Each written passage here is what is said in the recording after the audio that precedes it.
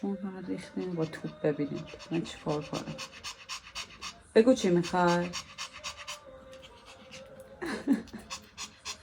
قربونت برم دومتو قربون. تدی جونم چیه مامان؟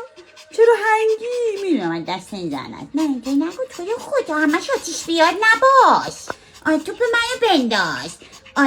شوشو برو اون ور. پیام بازرگانی زاغارت.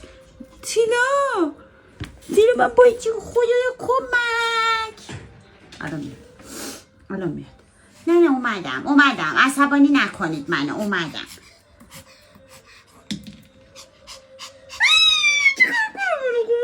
من با تو چی کار کنم؟ نه منو حلوا کنید.